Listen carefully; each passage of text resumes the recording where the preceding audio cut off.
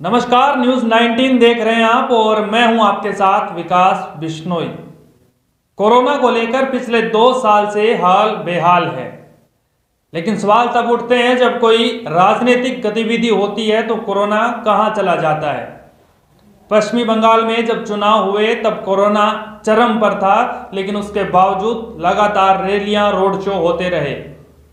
उसके बाद कोरोना के मामलों में जबरदस्त बढ़ोतरी वहां देखने को मिली थी। ऐसे में जो जलसे हैं, रोड शो है, रैलियां हैं, उन पर रोक लगा दी गई थी।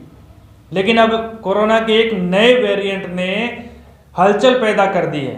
दक्षिण अफ्रीका से शुरू हुए ओमिक्रॉन वेरिएंट ने धीमे धीमे तमाम देशों में अपने पैर पसारने शुरू कर दिए हैं। ऐसे में केंद्र सरकार ने सभी राज्यों को हिदायत दी है कि आप जबरदस्त तरीके से जांच कीजिए, जांच का दायरा बढ़ाइए, ताकि कोई भी ऐसा शख्स संदिग्ध है वो बच ना पाए और कोरोना का ये नया वेरिएंट है ये अपने पैर हिंदुस्तान के तमाम राज्यों में ना पसार पाए।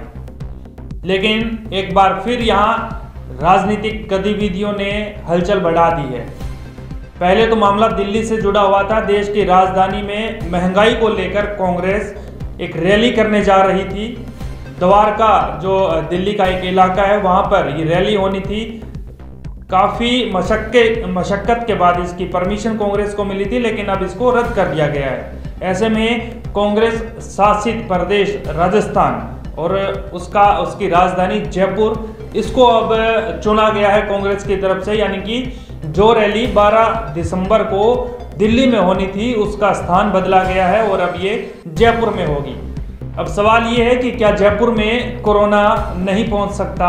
क्या जयपुर में कोरोना के मामले कम हो रहे हैं? बिल्कुल नहीं। पिछले 10 दिनों की बात करें तो डबल हो चुके हैं कोरोना के जो केस हैं। 103 की संख्या पहले थी और 10 दिनों में 203 की संख्या ये अब पहुंच चुकी है।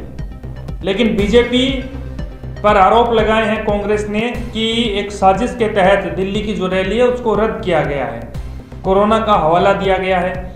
लेकिन 5 दिसंबर को अमित शाह जयपुर पहुंच रहे हैं और 5 दिसंबर को रोड शो करेंगे। वो एयरपोर्ट से जब बिड़ला ऑडिटोरियम में पहुंचेंगे कार्यकर्ताओं को संबोधित करने, मीटिंग लेने, तो रोड शो होगा और जगह जगह उनका सम्मान समारोह आयोजित किया जाएगा।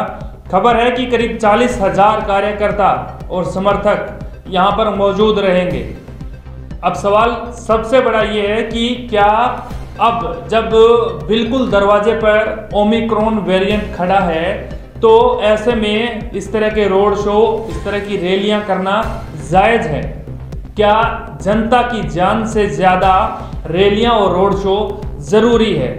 क्योंकि 5 दिसंबर को, जो कि कांग्रेस की रैली से 7 दिन पहले रोड शो का निर्धारित कार्यक्रम किया गया है, उसमें अमित शाह पहुंचेंगे। 4 और 5 दिसंबर 2 दिन बीजेपी कार्य समिति की बैठकें चलेगी और उसी बैठक में अमित शाह पहुंचने वाले हैं। तो वहां से भी डर है कि अगर थोड़ी सी भी गलती हो गई तो कहीं ये पूरा विस्फोट ना हो जाए। और दूसरी बात, एक बड़ी रैली, बहुत बड़ी रैली का दावा किया जा रहा है कि जो महंगाई को लेकर कांग्रेस लगातार प्रदर्शन कर रही है उसको लेकर केंद्र सरकार पर दबाव बनाया जाएगा एक रैली के जरिए, जिसमें सोनिया गांधी, राहुल गांधी समेत पूरे देश भर से कांग्रेस के वरिष्ठ नेता पहुंचेंगे।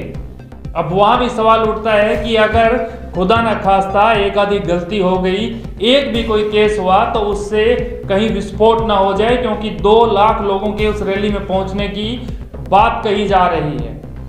ऐसे में जनता ये जानना चाहती है कि क्या जनता से ज्यादा जरूरी है इस तरह के रोड शो और रैलियां? क्योंकि अगर थोड़ी सी भी गलती होती है तो उसका खामियाजा जनता को, राजस्थान की जनता को भुगतना पड़ेगा, क्योंकि एक दूसरे से ये कोरोना फैलता है। और जब 2 लाख जो संख्या बताई जा रही है वो लोग अलग अलग दिशाओं में, अलग अलग गाँव में, अलग अलग शहरों और मोहल्लों में जाएंगे, तो हो सकता है वहाँ से कोरोना का एक बड़ा विस्फोट हो और आंकड़ों में वृद्धि हो।